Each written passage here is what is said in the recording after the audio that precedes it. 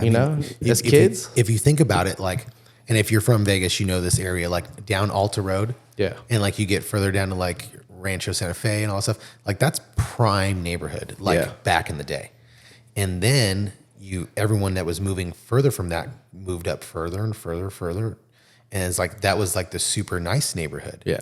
And then then Summerlin came along, and then, Henderson came along, and then there's Anthem and all these other like crazy places. Yeah. But it's so weird that you see Las Vegas has kind of gone through this resurgence where all those older communities now are like stupid money because everyone wants to live like in old Las Vegas. Well, and you got that, but then you still have lot size, right? Yeah, 100%. You know, it's like he still had a decent lot in a cul-de-sac, right? Mm-hmm. It's kind of like the Vegas trap, in my opinion, out there. But yeah, because the newer homes, you have no lot. Yeah, there's nothing. It's like 4,000 square footage. Like the house I grew up in back in '92, it was deep north, heading towards the mountains before there was anything out there. And dude, we had a patio cover that almost touched the fence.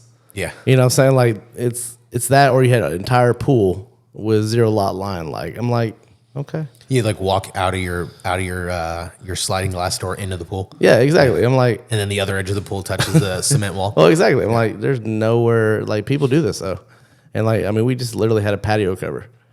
And it's crazy to see the houses in Vegas that have like crazy big yards. Yeah. Like a quarter acre, half acre. Like right. Those are like people are like, oh my God, I gotta have quarter acre, half acre. Like, and you're spending $500,000 to $1 million right. to have that. And then here it's like your average house is probably like, especially like the older homes here are like on a quarter acre, half acre. You can buy for $200,000-$300,000. Yeah, it's standard, like, oh my right? Goodness, yeah. Yeah, it's a wild. The biggest change for me, like going from the West Coast to here, is going from slump block walls. Oh yeah. To fences, wood fences. Wood fences. And I'm like, what do you mean I got to maintain this thing? Yeah. You know what I mean? Oh, if it falls down, I got to pay to put it back. Yeah, up? like I got to restain this thing. Yeah. I mean, come on. That was kind of a sticker shock. Like, okay. Then tolls, right? Doing tolls here. I'm like, dude, this, like my installation company probably spends $18,000-$20,000 a year on tolls. And I'm like, it's hard to comprehend because, especially in the Austin area, just like here, that sometimes is your only option. Right. Because it's so gridlocked everywhere else. That really is your only option if you have to get somewhere. Well, and they got smart here in Dallas, so they got rid of the HOV lines and then just made freaking fast pass lanes. Yeah. So legitimately, you can spend double the amount of money going to a new and improved non-HOV lane. And so like my guys will literally drive my company vehicles through that shit, and it costs me $15 through 2 exits. Oh yeah. And I'm like, I'll see my statement out. I will literally rip somebody's ass. I'm like, you're gonna pay for that. Yeah. I'm stay on the main road, but on the other side, I'm like, I get it. Yeah. Right. You're either stuck in deadlock traffic or you're going in the fast lane. And thank God, like our new house, like we're such off the beaten path. Yeah. And now that my business is at home again, it's like I don't really have to go anywhere unless I really have to. Right. Go. You're walking to the shop in house shoes. Yeah. Yeah. No, not really. You don't wear house shoes inside the shop. I mean, I did maybe that. Maybe Crocs once in a while. I did that a few times. I show up in slippers, feeling like yeah. And then I was like, yeah, that's not professional. You know what I mean? Yeah. So I'd like to, let's touch base. So insurance world to Mr. G's classic trucks, man. So out of the insurance world, end of 21. Yeah, 21. I took a small job for 3 months that absolutely hated. And then it wasn't going well. Probably the first job I ever worked at where, I wasn't succeeding my peers. And it was a place that I kind of got talked into working to because, I saw this, oh my goodness, you can make X amount of money, this. And it wasn't for me. And I remember speaking with the gentleman who was in charge of the store. And I was like, we were just having this talk. And he's like, tell me how bad I was doing. I was just like, this doesn't make sense for me to be here. Like, this is not the place for me. Yeah. And I'm weird about dates. It was my grandmother's birthday. Really? January 17th. And then did you feel it like it was a sign? I didn't think it was a sign. It like hit me after I left. Yeah. Because we had a very heated discussion. Yeah. And I was told to go home for the day. And I was thinking about it. And I was like, I don't need this job. Yeah. I really don't need it. It's funny, and I'm only going to say this because you know me, but it's like, God works that way. Like, he uses dates, times, Yep. All these different signs, right? So that day became a monumental moment. I actually remember that day. You're like, I'm literally done with this shit, and I'm going to start a company. I was like, okay, cool. And to go before that, so I've always been, I know we kind of touched on it, you and I, gigantic car people. Yeah. And I always told myself, didn't matter what capacity it was going to be in, I wanted to have some type of job in the automotive world. And I thought I had that when I worked at Discount Tire. And then, I saw greener pastures. I left and got my insurance license. And there was always that thing that I wanted to, kind of dive into, but I didn't know in what capacity I could get into it.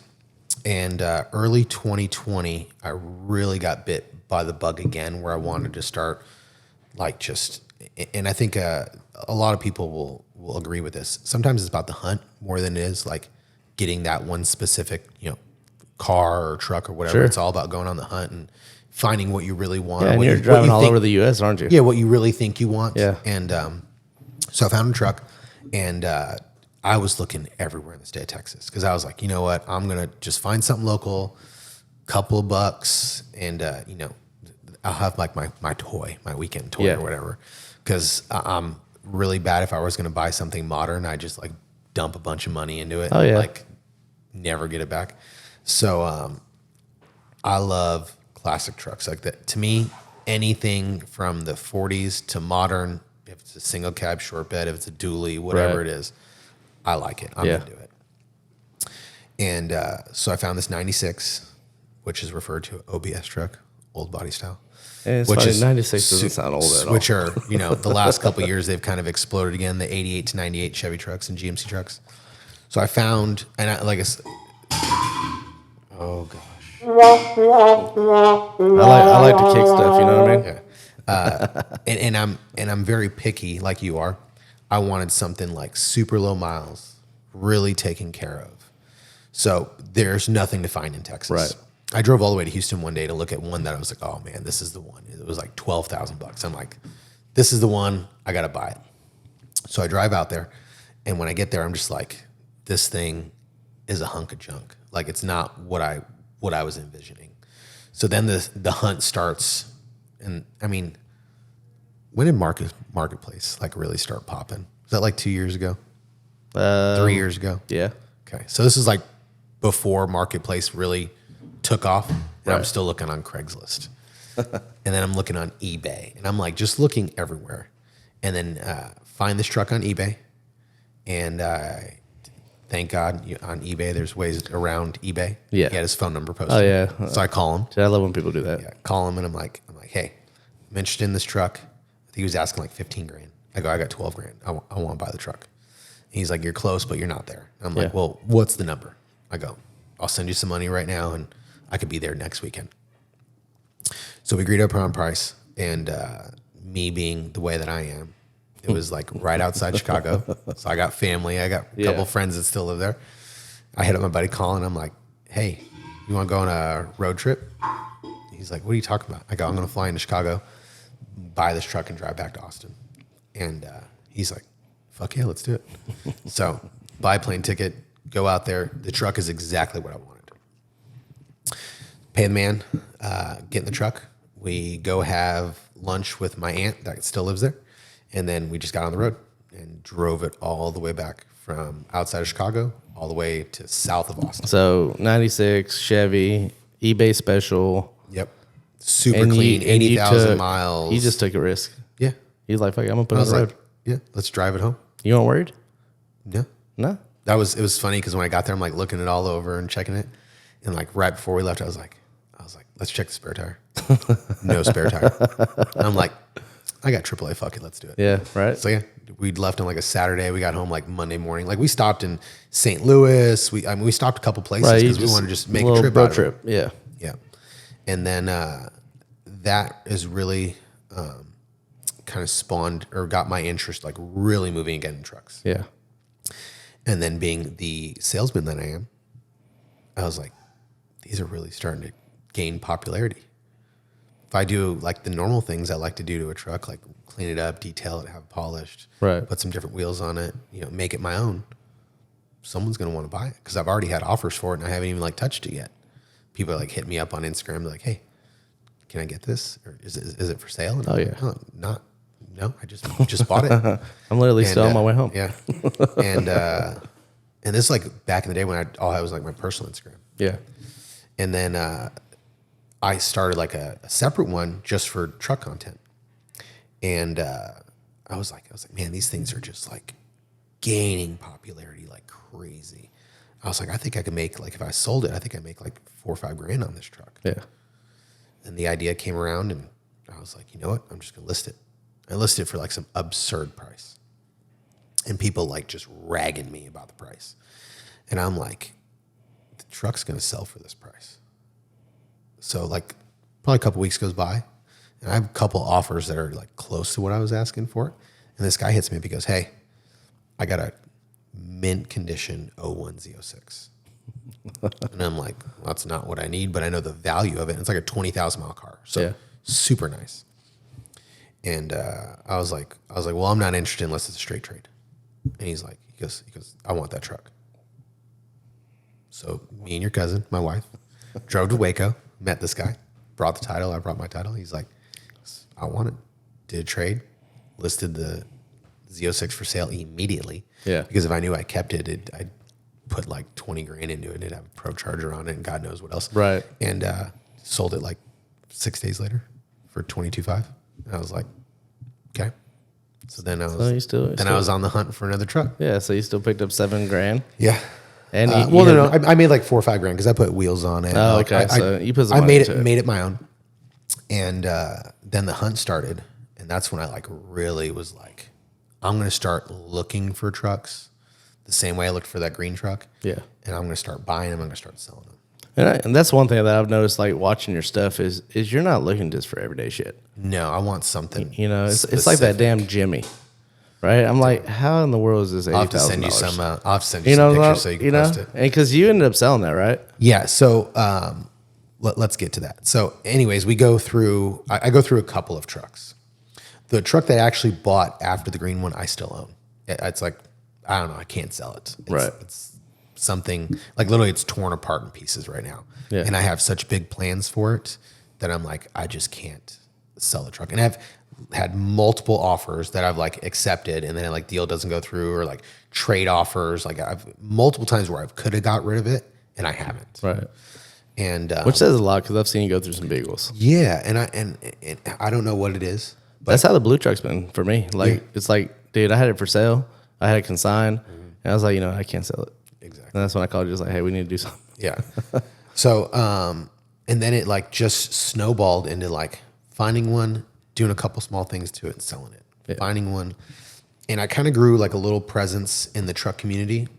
And I was always getting hit up from like, whenever I would have something like quote unquote done or like ready to go, I would have someone hit me up. Yeah. Or I would list it for sale and it would be gone like within a week or two. And there's been some stuff that I knew would be a little bit tougher to sell. And I've used some good friends of mine to consign it and they've moved it quickly. Yeah. And the reach is huge on some of those guys. It's nuts. And like when I had mine consigned, I had a guy from Germany fly in to drive it. I've literally dealt with several overseas buyers, but never pulled the trigger because the hard part with that is then getting it to them. Right. Because they may be able to afford to pay your price that you want for it, but the logistics to get it to port, either LA or wherever, and then have it shipped, especially like now after COVID and everything, stuff would go to port and it would sit there for 6 months. Yeah. And then by the time it gets there for it to clear customs, it could be another 6 months. Right. So yeah, they're going to spend 20 to 50 grand on a vehicle and then they're not going to have it for a year. Right. Then there lies the problem, especially with the overseas stuff. I lost my train of thought. So yeah, selling stuff overseas is just very difficult. Yeah. So I would always try to move it and put in, I don't want to say as little as money as possible, but amount of money that I felt comfortable losing. Sure. If it didn't work out. Because everything's a gamble. 1,000%. And my gambles are normally like sub 20 grand, which Not saying that's not a lot of money. It is a lot of money. Yeah. And I would be like, okay, if I'm going to spend 12 grand on this truck and put 3 or 4 grand into it, make it my style. Right. Can I get 20? Can I get 25? Can I get 30? Like, what's the number I can get on this? Like, what's my ROI on this vehicle? So I probably sold, before starting my own business, probably 8 trucks. And my business wasn't to do like what I did like in my fun time or like me making a couple of bucks on a couple of vehicles. My business is, I had so many people asking for like the stuff that we would do. They wanted it done, but they either didn't know the know-how or the right place to take it or whatever else. Me and my buddy were doing it. I guess it doesn't matter. He was working like a general automotive place. Yeah. And we were doing it like at nighttime. Right. After they closed. Or we were doing it at one of our houses. Yeah. And then we were like, we're making money like doing this. And at that time I was paying him, and then, whatever profit I made, but I would pay him for his time. Sure. And then when the fallout at that place I was working at happened, I told him, I was like, hey man, fuck working for somebody else. Yeah. I want to work for myself. So side hustle gone. Yeah. And I don't care if I don't make $1. As long as the business pays for itself, that's all I care about. Right. And thank God I owe a lot to this. Probably the most important person I haven't talked about yet is my wife. She's kind of cool. She's kind of cool. And I'm not saying that I needed her approval, but getting her approval meant everything. I actually want to kind of second that, as far as like, it's not so much approval. Yeah. It's support. I don't know what to call it. No, approval would be like, hey, I want to be a scumbag, quit my job, and then go work for myself. And I'm probably not going to make any money for a while. And are you okay with that? Dude, it's like, I worked, my wife stayed home for 11 years, and that, that job pays her absolutely nothing. And you couldn't pay her enough for the sacrifice she makes too, right? Yeah. And so, but I watched, she went to school, became a nurse, right? She actually went to school to be a pharmacist, decided to be a nurse. And then she basically more or less forced me to make the jump. Yeah. And if it wasn't for her, same thing, right? If it wasn't for her support, and her saying, hey, you just do it. Like, you do you, right? It's like, okay, I'll do it. And I had no belief in myself or anything like that. People around me like, dude, you can do this, you can do this. And I was like, I'm going to try it. You know what I mean? Like, yeah. And when you say try, like, I think at the end of the day, because to me, like, failure's not on the table. Yeah. If it happens, it happens. Failure felt like death for me. But it's not in my, like, I don't ever think it's going to happen. Yeah. It could happen. Absolutely. Anything can come to an end. Sure. But it's not like, oh, I'm going to try this and see if it works. Like, to me, like, I've never thought about doing anything that way. If I'm going to do it and sink my own money into it and everything else, and my 100% of my ability to do so, failure is not an option. Yeah. I was having this talk with my business partner the other day, who is really like the hands-on aspect of the business. Mm-hmm. And I'm like more of like customer, like parts, prospecting, the face of the company, whatever. You're like a little Richard Rawlings. Man, is that Aaron Kaufman? If I'm ever a quarter of the success that man has, I'll be extremely happy. I mean, he's successful because he figured it out. We had a guy on the show not too long ago who he's had some advice from him, and the biggest thing he focused on is his brand. Yeah, because if all these other things fail, the merchandise pays for it. Why do you think it's like right now? If you look at Richard, he has a car that is up for grabs every freaking month, right? Is there like every 30 days he's doing an auction? Because and it makes total sense, because look, if I'm going to have this GT4, right? Mm-hmm. Okay, you got a $350,000 car. I'm going to give it away. I believe it's a green GT3 available right now. Yeah, so it's I stand corrected, but it's so you got a $350,000 car, right? But you need to go buy merch to be entered to win this car. It's genius. So you pull $1 million a month in merch, right? Or even if it took you 3 months. Someone with his reach. Yeah, but because there's a lot of other people out there that try the whole raffle deal, and it's wildly successful as long as you have reach. Yeah. I really contemplated doing that business model with what's the last truck I sold? Like just based off a sticker. Yeah. Like you buy $100 sticker, I need to sell 40 of them, but that 40,000 is what I need for the truck. But hey, someone can actually win it for $100. Yeah. I think once my reach is a little bit larger, I definitely want to do one. Sure. It may not be a $40,000 truck, maybe like a $15,000 or $20,000 truck, because I mean, at the end of the day, a lot of those guys put a time limit on it, like 30 days, 60 days. But see, a lot of those If you're guys like him. halfway out your money by day 30, it's going to hurt a little Well, bit. but I mean, think about this. You know, you go out there, you buy this GT, right? Yep. Your payment on that, I mean, that's a fat payment. That's $5,000 a month. Yeah, but you think he actually has payments? He pays cash for that. Honestly, I don't know. I think there's probably certain extents, right? I think now that with his success, he could probably pay cash, and hell, they're probably just handing him to him, right? And it's you like a car dealership because he's a dealer, so you have terms on dealerships. Yeah. 90 days pay for your car, Floor right? plan, everything else. So he's sitting there driving it, enjoying it. These aren't zero mileage. He's enjoying it, and then it's up for grabs, right? So in 90 days, it's gone. Yeah, So he can do at his that. level, I'm sure if you can buy it and not use any cash, I'm sure it's a gigantic plus for him. But I mean, that's actually the main thing with businesses. A lot of people are going to tell you don't spend money, borrow cheap money. See, I'm the opposite. I use the cash that I have available to myself. Yeah, And I know you and me have talked about this. Basically, because a lot of the stuff that I'm purchasing is very low risk. Yeah. In my opinion, for me knowing the market. right. I think one day down the road, I'm going to need an influx of more cash than what I have on hand. But like for me, like everything that I've bought and sold or offered, I've paid for. Sure. Never gotten a loan on. I just like, you know what? I have this cash available to me. I can purchase it. I own it. I don't know if it's like a feeling to myself that like, hey, if shit hits the fan, at least like, I'll get my monies back and I can put it back in my bank account. I don't know. It's a weird, I mean, I would rather businesses have carry that debt. tangible. We started our conglomerate debt free, right? We did that for about 3 years before we had to start taking on debt. Yeah. And what I've learned too, like I'll finance things, but accelerate payments. You know what I'm saying? Because you might have a month like, you know what, you did great. I'm gonna pay more towards that. And so it's like I'm not afraid to go buy a boat for a 15-year loan, right? Yeah. And then pay it off in 2.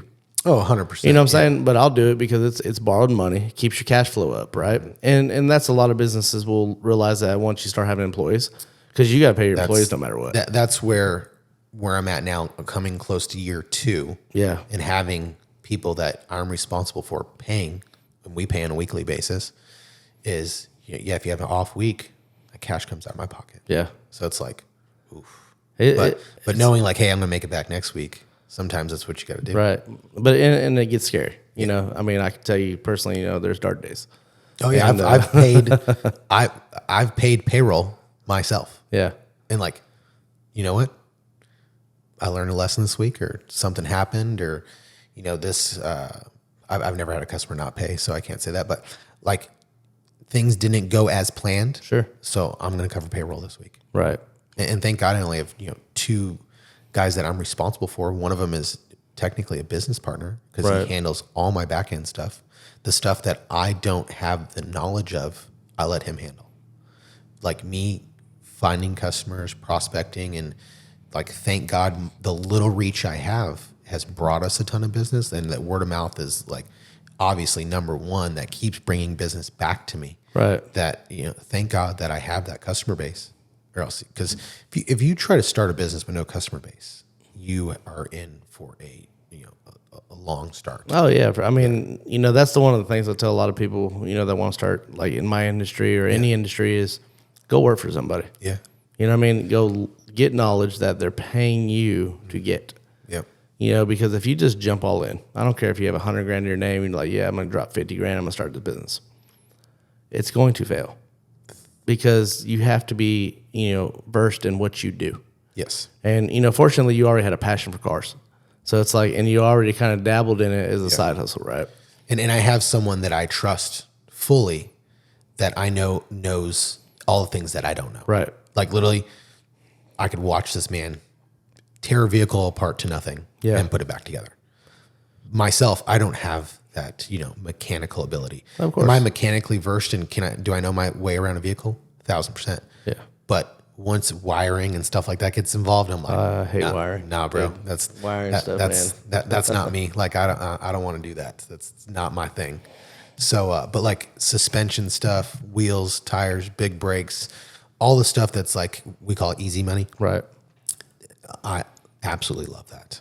I don't want to be in my office. I want to be, doing those things with the guys. Like, I enjoy that. Yeah. But if we're talking about, getting really into the thick of building a vehicle or Right. taking one apart and putting it back together, you catch me in the office. Yeah.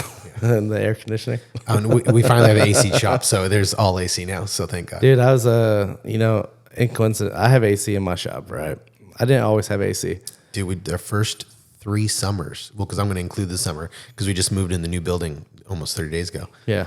3 summers, Texas heat, like, it's not fun.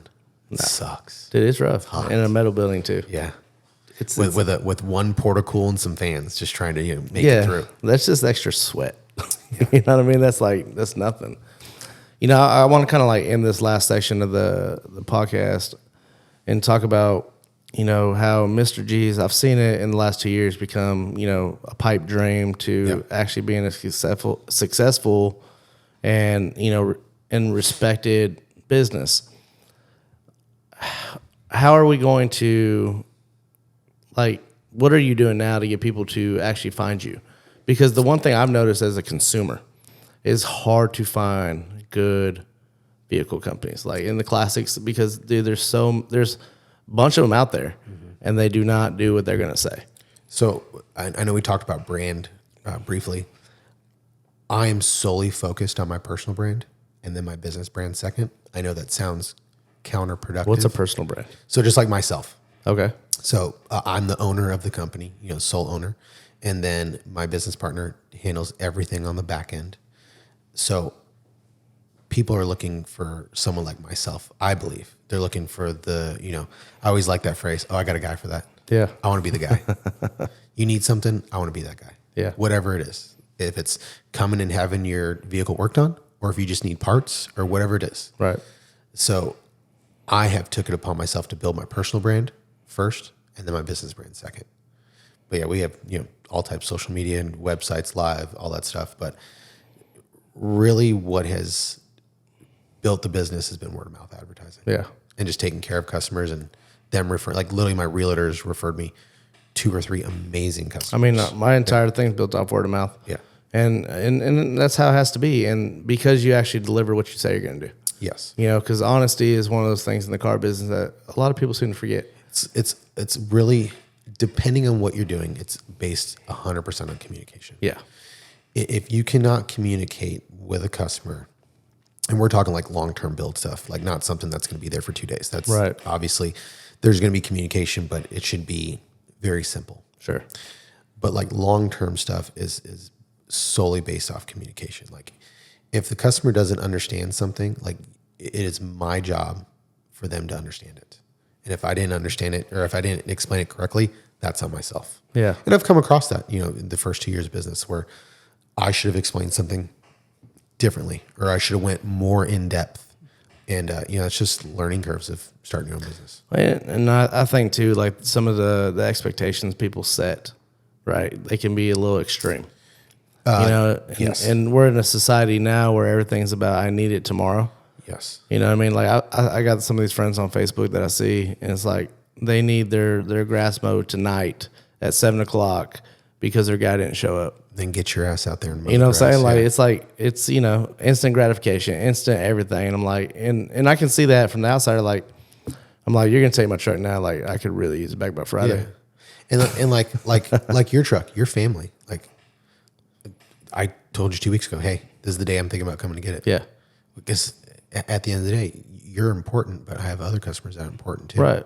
And it's like, hey, like you're on the schedule. Like, so I'm not like a lot of other places be like, oh, it's my buddy, or it's, my cousin. Like, Yeah. he knows I'll take care of him. Like, no, exactly. like I have a schedule and I need to fit that schedule. Like, right. And especially like if I don't have jobs coming in, how do I pay for everything? Sure. Like, jobs have to come in. Like every week for us to make money. I mean, that's the same thing with my business. You know, if I start seeing holes in the schedule, I'm making people call. Yeah, 1,000%. Who's next? Like I felt like kind of slow this week. We only have 2 vehicles on the schedule this week, but they're both like long-term projects. Yeah. So it's like billable hours is what I need. Like, Yeah. The quick jobs are great for something that's going to fill a pocket for a couple hours. Right. But the long-term stuff, on the business side, like if you don't have billable hours, it's really tough to like, because a lot of places out there are like, oh, I need to get this lowering kit, this lift kit done. Okay, it's like a flat rate. Yeah. Flat rate works for a little bit of time, but once you start diving into the bigger trucks, it's like, or the bigger projects, that you can't flat rate that. Like, it's got to be based off an hourly. And in reality too is if you're asking for a budget, you know what I mean, like on a full long-term build, it's you probably shouldn't be doing this. You know, like if you're not, it's like, because if you quote me 25, I need to realistically call it 50, just in case. Yeah, so if we're talking in the context of like a full build in today's world with parts being how expensive they are, you're going to spend $100 grand. Yeah. Like if you want to do a quote unquote, and I'm talking like minus paint. Like, unless we're building something in where the parts are inexpensive, which I don't think there is anything anymore.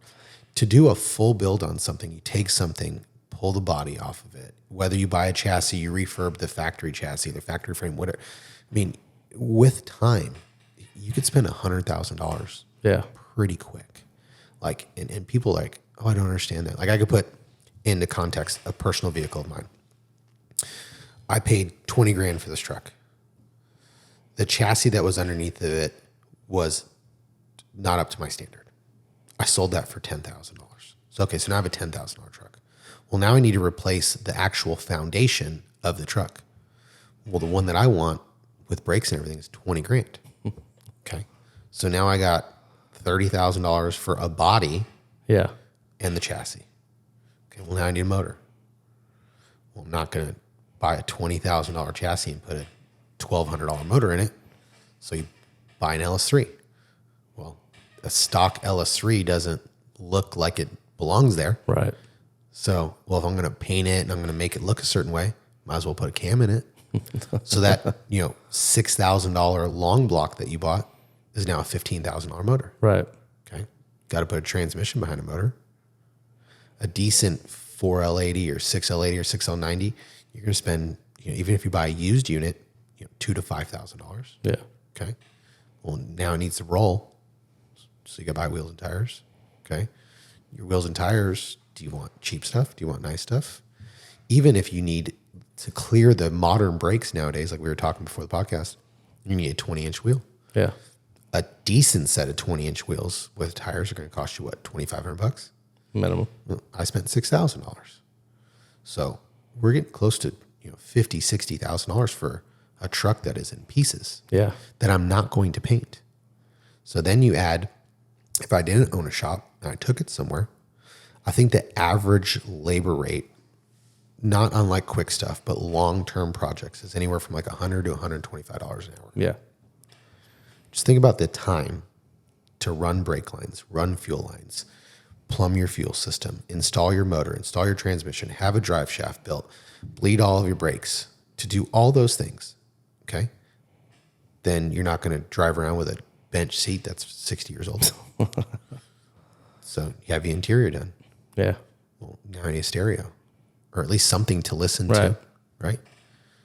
So there goes another, interior. That's and then you roll out in the summer heat, and you're like, oh shit, I need AC. It's wild. Interior can be, and like when I say cheap, like redoing like an inside of a single cab truck, like seat cover, new carpet. If you're not the one installing, you're easily going to pay, $60 to $80 an hour for a good interior guy. And some of the really good interior guys are $120 an hour. Right. You're going to spend, call it on the really low end. You buy everything out of a catalog, $2,500 for them to put it all in and install it. Up to, there's places down by me, you could drop a vehicle off and they can make it look like a modern car. You can spend $50,000 on an interior. Oh yeah. So even if you call it $10,000 interior, I mean, we're talking like $70,000 Before you even hit labor. in parts before we're even getting to labor. Right. I was having a discussion with a customer the other day. The vehicle showed up from the paint shop. The harness is basically just hanging out of the vehicle. It's not labeled. We're supposed to put a motor and trans in it, get it, up to running and driving. Well, if we don't know where any of these wires go because the wiring harness hasn't been labeled and there's no motor in the vehicle for us to take out and then label it where it all went, we're basically rewiring your entire car. Yeah, and at that point, you might as well. Yeah, and then once you're doing that, you find all the things that were done incorrectly. Yeah, that you have to take time now to fix, and then the $20,000 motor that you bought and the $7,000 transmission that you bought doesn't fit the way that's supposed to. Then now we're talking about opening up your trans tunnel, modifying the cross member that's in the car. It's just all added time that think of, I'm just putting a motor and transmission in a car. Yeah. Well, I knew going into it that the car had just been in a front end collision where the whole body had been redone. So nothing really fits like it should. Right. Because the whole car's been rebuilt. And, going through that with the customer and, having clear expectations of, hey, and me showing photos like, hey, let's look at all this stuff. Like, it's not what we expected. Right. And I know it's a time frame issue. And I know it's now a money issue, but do you want your car back in pieces or do you want it back correctly that you can get in and drive it and put your family in it? And it's not hopefully going to burn down on the ground because we didn't do our job and go through it and check everything. Right. And I mean, even with what you're talking about, still the most basic of things to fall, trapped to as a car owner. You get these guys that go buy something that looks clean, right? Ends up being the biggest rust bucket, bondoed. We're doing one right now for an amazing customer, 75 Bronco, 20 feet away. It looks like, man, that thing's badass. An electrical fire driving down the road. Yeah. It's like, there's vehicles out, and don't get me wrong, like $50,000 for one of those Broncos. That's what they cost. Yeah. A nice one, if you're looking at like Icon 4x4 or something like that. I mean, you're Right. talking $300,000-$400,000. But what's out there, like a nice vintage Bronco, you buy a clapped out piece of junk, $30,000, and you want one that runs and drives, $40,000 to $50,000 is what they're selling for. Sure. So your price of entry is sometimes really big. Yeah, and people don't really realize that. Yeah. I mean, it's kind of like what I love the Honda CRX still. Yeah. And like my first one was $600, and I've been looking forever trying to find one of those like untouched. Oh, I had one. I had a 91 SI red. And I came across one the other day, and it was a 1990, and it was the HF model, so like roll up windows and everything, like Standard. kind of like you wanted that. It's lighter. Yeah, you know what I that's mean? the race car version. Yeah, exactly. Yeah. And so, dude, it was $18,000. Yeah. I'm like, I don't even get a sunroof or power. And I'm like, $18,000. I'm a GM guy first, but I've always liked a lot of the JDM stuff. And like the prices of those cars now compared to like, I had a really clean one back in the day. I remember I paid like $8,500 for this car. Now can't touch one for like under $30,000. And Yeah. I'm just like, what in the world is going Oh yeah, on? and I mean I've started turning my attention to like doing right hand drives. Yeah. Just to have a couple right hand drives, just because it's always been like my childhood like dream. Yeah. And I'm just like, dude, the price right now, Price of entry is real big. it's gonna cost me at least $35,000 minimum Oh yeah. to get something decent, but not perfect. Yeah. You know what I'm saying? And I'm like, when I spend $35,000, I feel like it should be a showpiece, and it's not. It's still got an eBay body kit on it. And that's one of the things I try to drive home with people. Like they have this concept in their mind. And I tell people this on the same note, like you buy something that's done that we're just going to make a couple changes to. Building something is not for the faint of heart. Like you were going to spend double, triple than that number you have in your head. You are going to spend an exponentially way more. Sure. But also, why are you building it? Right. Are you building it for yourself? Are you building it to sell it? Like, why are you building it? Like, to me, like, I'm building this truck because I want to say that I spared no expense. Right. I built a truck for myself. It's going to be the exact way that I wanted it built. And yeah, it'll be for sale. Sure. But Everything's for I'm sale. still going to build it the way that I want it. Right. Now, there's other cars out there that you can buy that someone already, finished it or it's done.